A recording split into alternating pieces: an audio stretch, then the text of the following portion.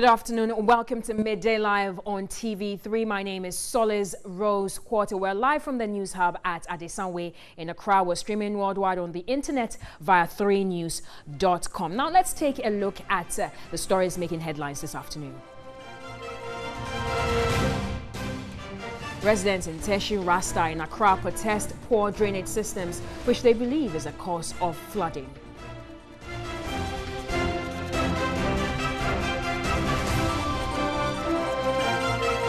Joint Task Force Operation Vanguard arrests 4 Chinese nationals and 5 Ghanaians engaged in illegal mining.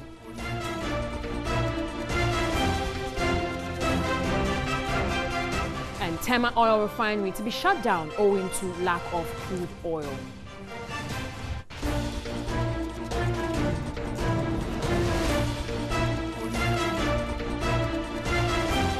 And on the international front, U.S. political battle over migrant children separated from parents shifts to Congress.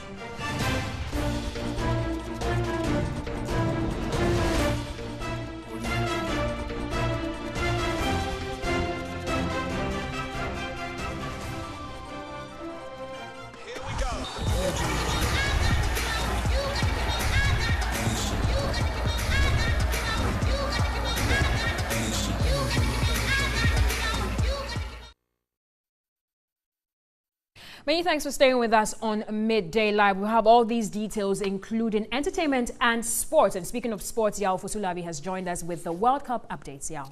Well, so straight into the World Cup updates. 2 African sides, as we know, are already out. Egypt are out after losing their first 2 games, as well as Morocco. Yesterday, they lost to Portugal by 1-0. So we're now looking on what Nigeria, Tunisia, and Senegal can do. But in my very candid opinion, I think Nigeria and Tunisia might just join Egypt and Morocco. So Senegal will be Africa's shining light at the World Cup at the moment. But coming up in the World Cup later today, one of the games has already begun. Denmark taking on Australia at the moment. France will take on Peru later at 3 p.m. And then the big one, Lionel Messi, will be in action trying to atone for his problems in the first game where he missed the penalty and his side could not win. Tonight they take on Croatia at 6 p.m. and that should be an exciting one. Okay, thank you very much, Yao Ofosulabi, there with the World Cup updates. Don't forget that you can get more news updates on 3news.com. Let's start off the bulletin with the story from the Western region, because the Joint Task Force of the Operation Vanguard has arrested 4 Chinese nationals and 5 Ghanaians engaged in Galamsey activities at the Prestea Huni Valley and Upper Dentra West District on the 19th and 20th of June 2018. 3 of the Chinese were arrested together with 5 Ghanaian collaborators at an illegal mining site at Nsanse in the Prestea Huni Valley District. The task force seized a Lingong excavator, a Sunny excavator, water pumping machines, 3 motorbikes, a Benz truck and other mining equipment. 2 washing plants and 4 shamfans were also immobilized. The suspects, along with some of the seized items, have been handed over to the Prestea police station for further investigations. The excavators, however, have been handed over to the Prestea Huni Valley District. The other Chinese illegal miner was arrested at Ampabena in the Upper Dentra West District. The illegal miners bolted upon seeing the team, leaving behind one Li Hancheng, a suspected illegal miner. The Joint Task Force seized 2 excavators, 6 car batteries and a Kia Sportage with registration number GN 185613. The suspects with all the seized items have been handed over to the Atachem police station in Dunkwa, Onofin. Let's do some more stories this afternoon, because Minister for Information Mustafa Hamid has called on media regulatory agencies to scale up efforts at ensuring trust between the media and government. Speaking at a steering committee meeting of the African Communication Regulation Authorities Network, Akron, he noted freedom of the media is an important cornerstone of democratic development. Globally, the media plays a critical role in promoting good governance, requiring its independence to operate effectively. Journalists must be free to monitor, investigate and criticize public administration policies and actions to promote good governance. Minister for Information, Mustafa Hamid, noted regulatory agencies must increase efforts at building trust between the media and government. The National Media Commission of Ghana to serve as the buffer between the freedoms of the people and the tendency for governments to be autocratic or to be suppressive of free speech. And so whatever it is that we ought to do to support the regulatory agencies in our various African countries, we ought to do. Chairman of the National Media Commission, Kwesi Jan Apinting, noted the lack of resources hinders the regulators from operating effectively. We can only go as far as the nation, the country wants us to go. The activities and work of the Media Commission should be paid for by the state. And of course, as we all know, the resources of the state are never enough. And we are competing against many different choices the government has to make. President of the Ghana Journalists Association, Afil Moni, said though the regulator must ensure sanity in the sector, policies should not be a hindrance to the primary role of the media. We want to be guided to behave ethically and professionally as media practitioners. But at the same time, we frown on regulations which will shackle the media and make it difficult for us to be as expressive as possible. The African Communication Regulation Authorities Network, ACRAN, will hold its 9th conference in Cameroon in December. Now, the national women organizer aspirant for the New Patriotic Party, Joyce Zampare, says women should be bold and get involved in governance. Speaking to Mercy Darling Local, she said women should not be intimidated by insults from their male counterparts. Many have argued that the country's political environment makes it difficult for women to get involved into mainstream politics.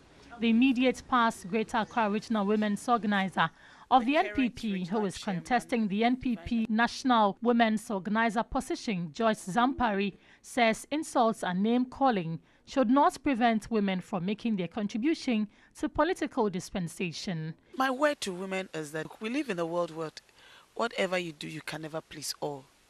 You only need to please yourself. Make sure whatever you are determined to achieve, you make it happen. And you prove to the world that, look, this is what I kept in mind that I wanted to achieve, and I've made it. She also encouraged women within and outside their party to contest national executive positions when the opportunity presents itself. We used to have constituency chairman, Cape Coast North, Ladadekotopon, Ebri Sawam. What happened? Today all those women are no more there. The men have filled the space. Instead of us improving upon it, now we are rather declining. I don't think that's the best. I want to see the next 4 years having more women within the chairmanship position, the organizer position, secretary position, youth organizer. Joyce Zampare, who is confident she will win, promised would work towards reducing road accidents by encouraging more women to go into commercial driving. And now to issues regarding corruption. And findings by a civil society group, Pen Plus Byte, reveal 95.8% of Ghanaians are of the view corruption is on the increase. It cited the civil and public services accounting for more than 80% of the corrupt practices in the country. The research has proposed to governments to resource the state agencies to deal with culprits. The period for the research was within the past 15 months. 56% of Ghanaians again were of the view the Special Prosecution Office will thoroughly deal with corruption, while 29% say the Special Prosecutor's Office cannot fully deal with corruption. In the findings, 70% of Ghanaians were disturbed the passage of the Right to Information Bill has delayed. The fight against corruption should be considered as multi-sectorial. Therefore, the passage of the Right to Information Bill should be considered necessary. In another development, respondents criticized government for failing to initiate steps towards the election of metropolitan, municipal and district chief executives. The Deputy Commissioner of the Commission on Human Rights and Administrative Justice, SHRAJ, Richard Kwesen, expressed grave concern about increase in corruption. Do you explain how a nation that has adopted the multi-institutional approach to fighting corruption and has established institutions like SHRAJ, YOCO, NCC, PSC, and audit service, and yet that nation cannot invest even 1% of its annual budget in these institutions to fight the number one threat to our economy? The civil society group Pens Plus Bytes, which conducted the research, proposed to government to resource state agencies to fight corruption. Allow for more dialogue, mobilization, and stimulation of collective action at all levels as we work to fight against corruption. In the next couple of hours, we'll be taking through a very detailed presentation. The research covered 4 regions comprising Ashanti, Volta, Western, and the Greater Accra regions. Now the question is, would the battle be won against corruption? At least the perception of its existence. Nguyen Falong, my colleague, was in town for your views and has this on What Do You Think?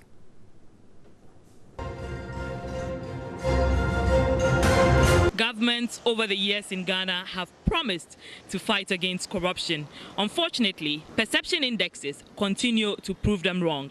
The most recent perception index by Pen Plus Bytes has revealed that 95.8% of Ghanaians believe that corruption is on the rise. Now, today, on What Do You Think, I want to find out what you think about the rates of corruption in Ghana. We have to deal with them. If it is about money, they have to refund it. Any amount that they have disbursed, they have to refund it. And if they fail to do so, they should be jailed. Because we cannot continue to lose our money and all that to people whilst we keep on paying tax each and every day. Corruption, to me, say our office and outside individuals. So, abano betimia apao ekubi na wawurawuramu to say office no na de obepa onipa bi ne omo ye nkrofo interview ahono betimi de hu say we obokro no anase we omokro no. Corruption is everywhere. I won't say corruption even in the schools, SLCs and staffs. There's corruption. I don't think we could stop corruption, but we could decrease corruption in Ghana. Obiaba adefufro nisi NDC by fufrosi MPP so aba fufrosi ne fufrosi bia be ko form kura eze de aboboba ne de change bia. We can help Ghana by everybody monitoring his or her brother when he's doing wrong thing. Corruption is everywhere. It's everywhere, but since they've not caught you, so unless they catch you, that you will not get to know that there's corruption everywhere. But to me, there's corruption everywhere in Ghana.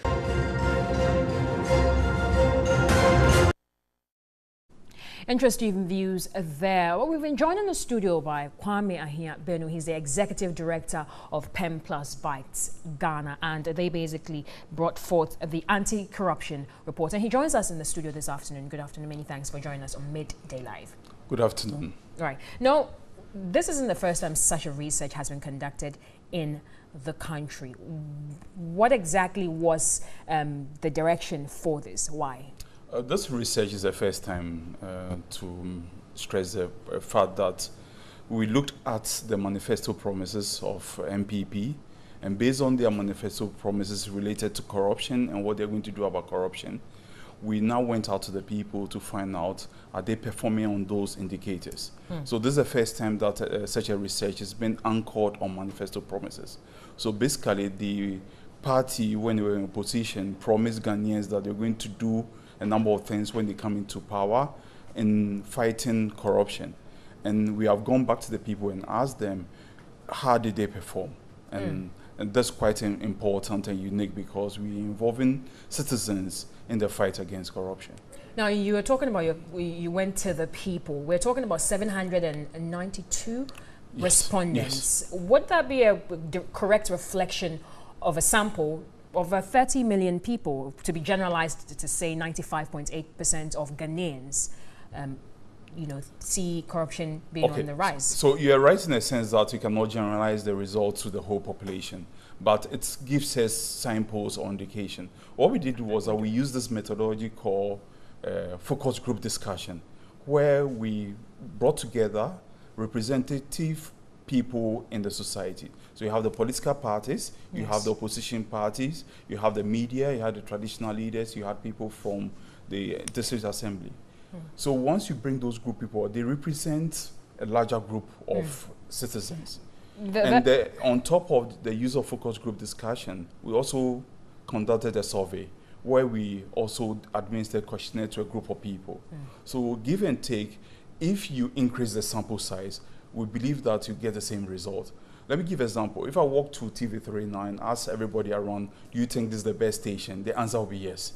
Because no matter if you interviewed all the staff, I guess they will all say that the answer is yes, that this is the best station. If you spoke to 2 people, you get the same answer. So this is the principle that we use in conducting the research. So basically 95% of your respondents believe that the corruption is on the rise. Now, did they give any recommendations as to what can be done to check this? So the research was not about if corruption is increasing or not. We're looking at manifesto promises on in relation to corruption. Yes, the fight against corruption, and they believe that the government could do more in that direction. Yes.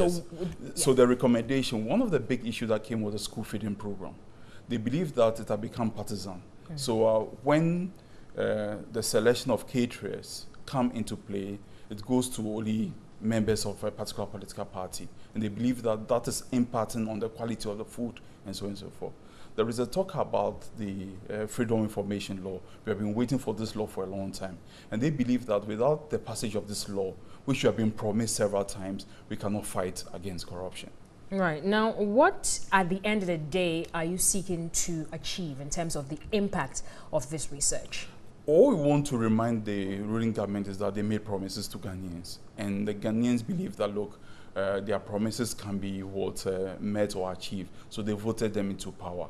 We are now telling them that, look, based on these indicators, you have performed so well, there are others that you need to work hard. So we want to package this evidence so I can advocate for more resources, more time to be devoted in the fight against corruption. So at the end of the day, we hope that through this research and the process, the government will take some of this and ensure that their promises are kept. And we believe that it goes to their benefit, because that means Ghanaians will vote them back into power because they have kept their promises. Right, so basically like a timekeeping for citizens. Yes, and making sure that what they promise, we can get them, we can hold them to account on their promises. All right. Thank you very much. Yeah, thanks also for Kwami Ahabenu. He's the Executive Director of Pemplat's Bite Ghana. We've been talking about the anti-corruption reports that indicates that 95.8% of their respondents believe that the corruption is on the rise regarding the promises made by the current administration. Now let's do our MTN report this afternoon. A bad stench coupled with the deplorable state of a teacher's bungalow in the North Tongue district of the Volta region has caused a primary school to lose all its teachers. This is according to our citizen journalist, Daniel Edu.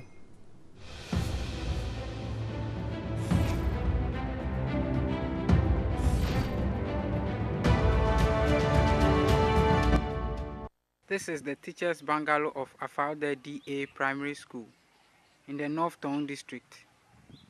All the teachers who used to live in this bungalow have left due to the nature of the building. Teachers left due to the bad smell that comes out of this room. The rooms are all spoiled. We are pleading to the government and through the district assembly to come and help us renovate the bungalow. This is your citizen journalist, Edu Daniel.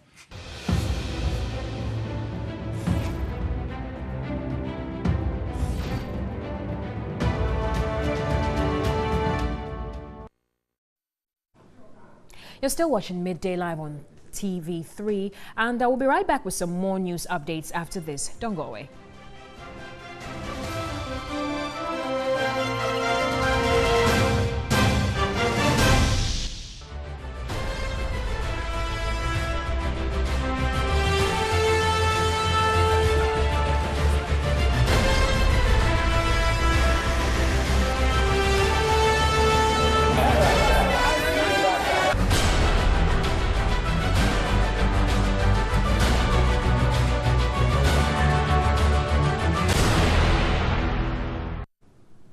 Welcome back to Midday Live. We're live also on DSTV channel 279. Let's do some more stories. And residents in Teshi Rasta, a community along the Peshi in Accra, are protesting the poor drainage systems in the area and a bridge which they believe has been the cause of flooding in the area. They are also resisting moves by the LECMA to demolish some houses which are said to be in waterways. The residents contend the said houses are not the cause of flooding in the area, but the bridge, which is too small to accommodate the huge volumes of water when it rains. My colleague Catherine Frimpoma was there earlier and updates us on happenings.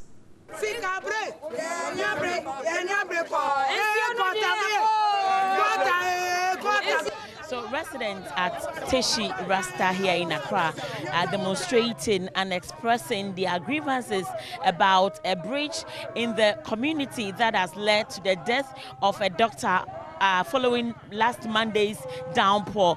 Their argument now is that this bridge has been in this condition for so long a time, but authorities have turned a blind eye and deaf ears to all appeals to get it rectified. So, Mommy, good morning.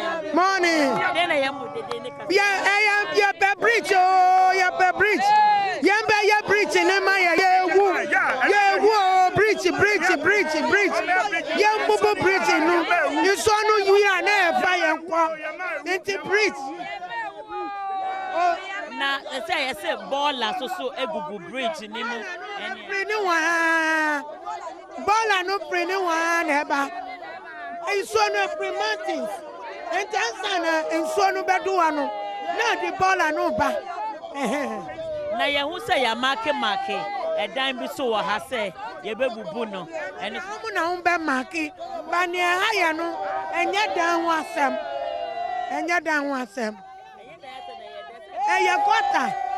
ya bridge any problem bridge in no form it is so no time to me fro 80% and to me fro into ya down at them ya bubu down ya ni baby ko got an here. Enti umba ye gotano say ye gotano not say ye problem na ya hunu ya be ye. So the issue in contention is that officials from LECMA had come to mark certain houses for demolition because they are in waterways. But according to residents, that is not the issue. The issue is about the bridge and the fact that it needs to be reconstructed, and that is why they are expressing their misgivings about the situation here at Teshi Rasta in Accra. Now I'm one by into Mindy into Minda. Tetros and shorter say ya, Ebi Obano Abeka, and so now Nim, who feel Kumetu. And yes, I say, Yamaya Gotano, a bridge in one here, into a power and chow. One may a bridge in my Yanuquan here. No bridge name you Baku and Baku so tabel. Yes, I three bridges you want to me, Yamaya and Yahaya Hobetoin. I don't know what church or Yan Nebeboa. Since so you drew her, a hundred joint into drew her name, and to me a rabbit in one and so no, a pie, a pan in houses. And to say to me, a hacker can near a bridge near Resi Bridge, near so near room will be any problem. Was me better than Kwami be almost 20 years.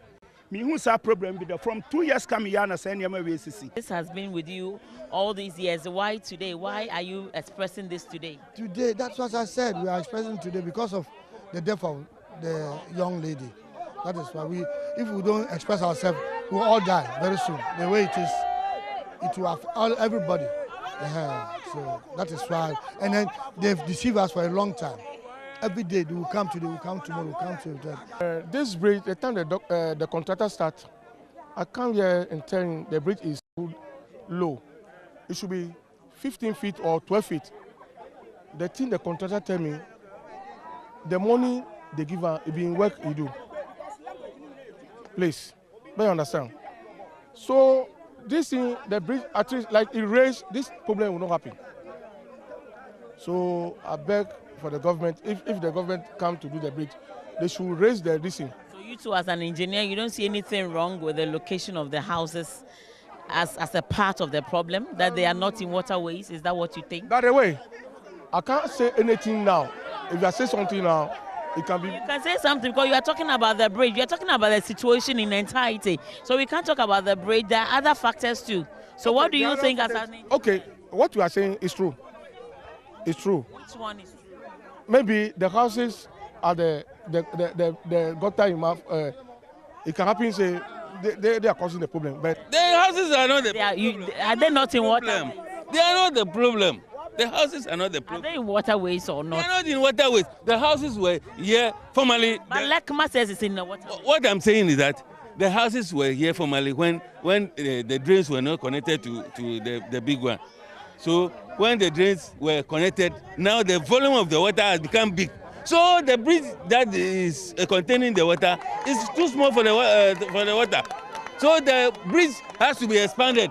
It has to be big so that the water can go. The houses were here long time, about 14, 15 years ago. This problem was not there. But 2 years ago, when they constructed the drain into this water, no, that brought the problem.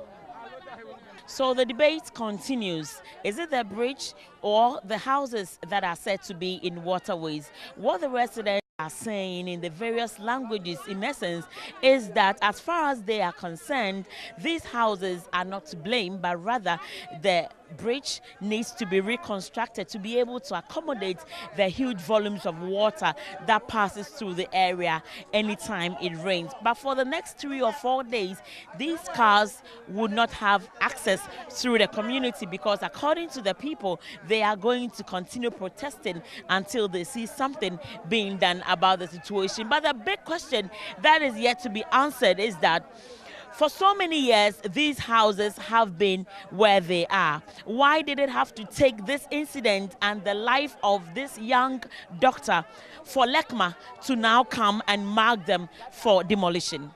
For TV3 News, Catherine Frimpoma, Teshi Rasta. All right, let's do some more stories regarding the flooding in Accra. The Accra Metropolitan Assembly, the AMA, has announced safe havens in Accra for residents in distress during floods in the national capital. Now, the Assembly has identified 14 low-lying areas within its precincts, which it says are prone to flooding, and matched them with open areas as safe havens for residents. It said the safe havens could serve as temporary shelter for victims of floods. Now, just behind me is a list of flood-prone areas and safe havens. If you do find yourself in a storm, these are some in these areas, which are flood-prone areas. These are some of the areas that you could move to so that you can be safe. If you're in Latabiokoshi, you can move to the Salvation Cluster of Schools, Presby Vocational School, or Town Council Line Park, or Bishop Bauer School. These are safe havens if you find yourself in Latabiokoshi. In Osu, move straight to the Independence Square. You can seek shelter there. In Bubwashi, Cable and Wireless Park. And South Odoko, Wesley Grammar School is a safe haven in that area. Mpoase Ebenezer Senior High School. At Kolibu in Dafa Park, that's the Ministry of Health School. Arena, Ayalolo Cluster of Schools in Legon. Move straight to the University of Ghana, Legon, to seek shelter. In Dansoman, you can move to the Carl Randolph Park. In Mataheko, move to the Roman Catholic School Park. And in North Carnation, if you find yourself there, please move to the Azuma Nelson Sports Complex. So if you do once again find yourself in any of these areas during a storm, kindly park your car, just move there and seek shelter till everything is clear. And make sure that you will be as safe as possible, because these are flood-prone areas. That's what you have to know. They are flood-prone areas. And so that's something from the AMA there for you. Now, up next is business. The business news segment is brought to you by MTN, Universal Merchant Bank.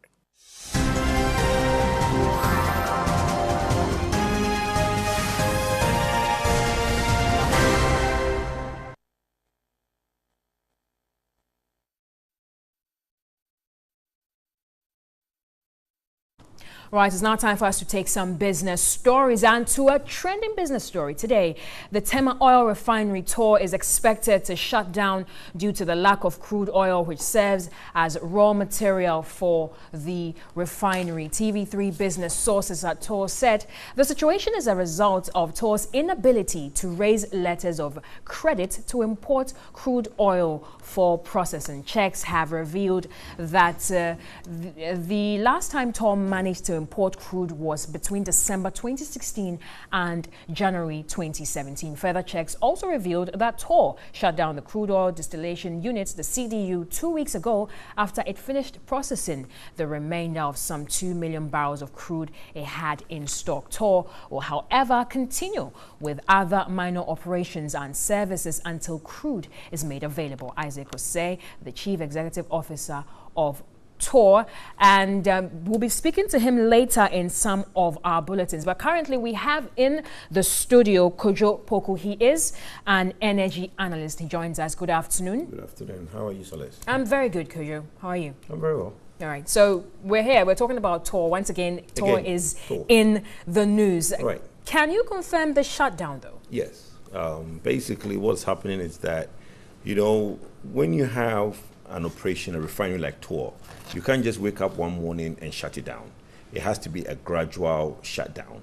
So since they've realized that there's raw material, which is the feedstock, crude oil that they have, is very small, they have to now start doing a gradual shutdown until they can now have abundant feedstock, which they can refine over a period. So yes, they are going to shut down for... They are going to? They are, yes, they are in a process. They are gradually shutting pieces of it. You can't just do a hard shutdown. It's a gradual process to shut everything down. So it's temporarily anyway. Now, the issues that have been raised is the inability to raise letters of credit to import crude oil for processing.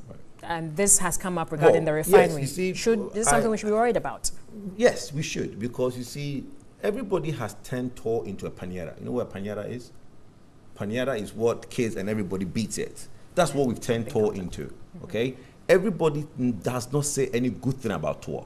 And we make it look like Tor today is like Tor 3-4 years ago.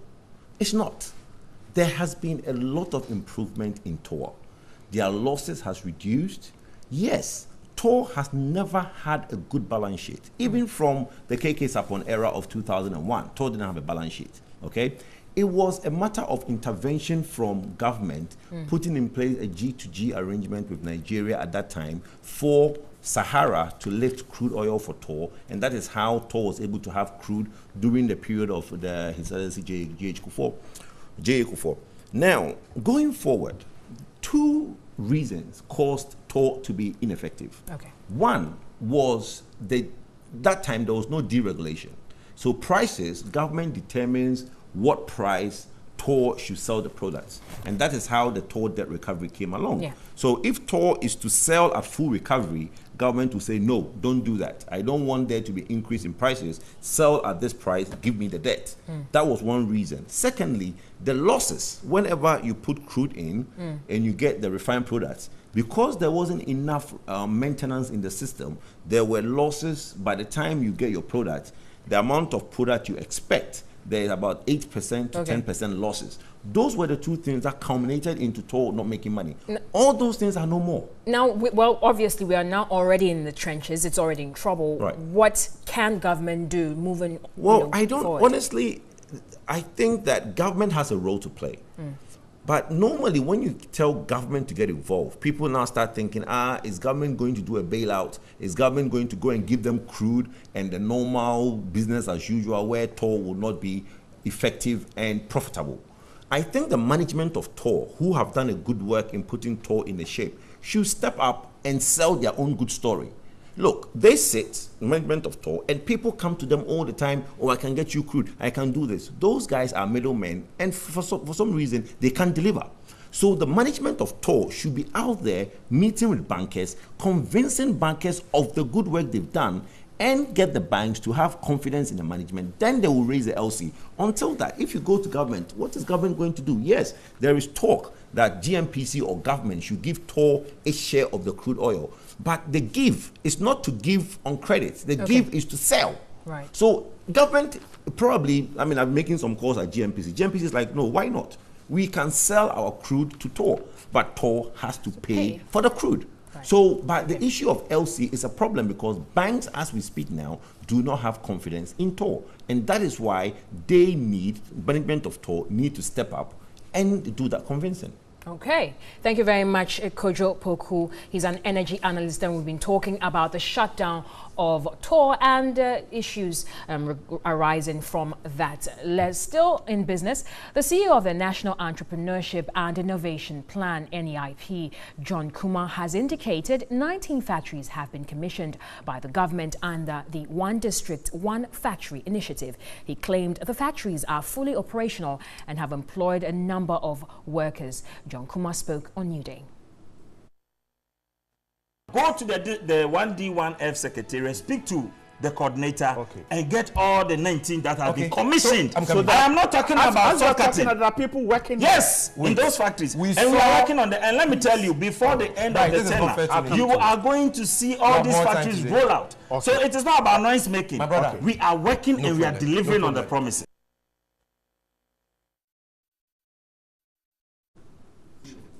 Let's stay on this issue because the Minister of Trade and Industry, Alan Kwejo Tremanting, has indicated government mobilized 2.5 billion cedis from various financial institutions to build factories under the One District, One Factory initiative. He was answering questions on the floor of Parliament.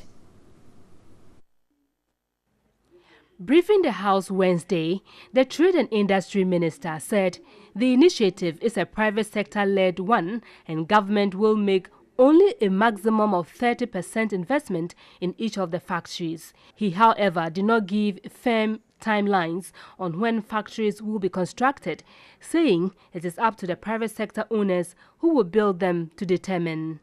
It's been reported that $400 million has been secured for the One District, One Factory. Is it a loan or a grant? We've been in negotiations with a number of Chinese banks and a number of other institutions that will support the implementation of the program. Mr. Speaker, we've not finalized the negotiations on this particular facility, and I'm not therefore in a position to provide all the details before this House. How much does the government plan, to put into this One District, One Factory? Government, working through the Ministry of Trade and Industry, has been able to mobilize over 2.5 million Ghana cedis, billion Ghana cedis from participating financial institutions that is available to be accessed on a case-by-case basis for companies that qualify. When do you anticipate, based on your projections, that actual fiscal works will start for the construction of the factories? The pace of implementation of each project is squarely in the hands of each business promoter. They dictate the pace of implementation. Government has already provided the incentive framework, the support, and each of these companies, business promoters, are responding based on their own capacity to be able to provide the requirements that should come from the private sector. That's interesting there. But we will be updating viewers on the controversy regarding the One District, One Factory brouhaha, and we'll be giving you more details during our subsequent bulletins. So keep watching TV3. We'll be right back with more news updates after this. Do stay.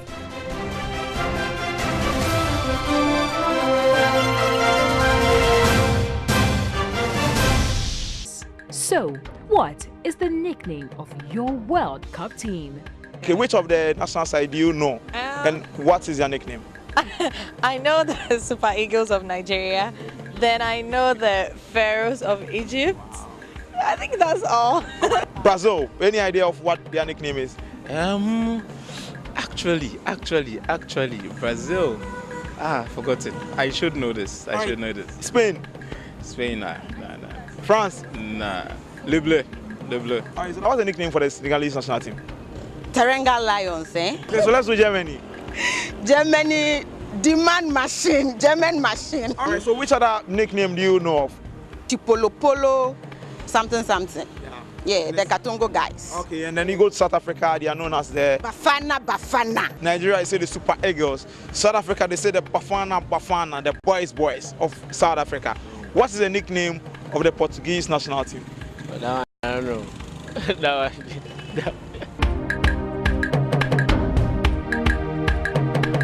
The German national team. Mannschaft. The Mannschaft. Wow. I like Egypt. Sakov Mo Salah. Mo Salah. I name Mo Salah after my chan. What is the nickname of the Egyptian national team? I don't know. Frankly speaking, I don't go lie. What is the nickname for the German national team? What I know is football made in Germany.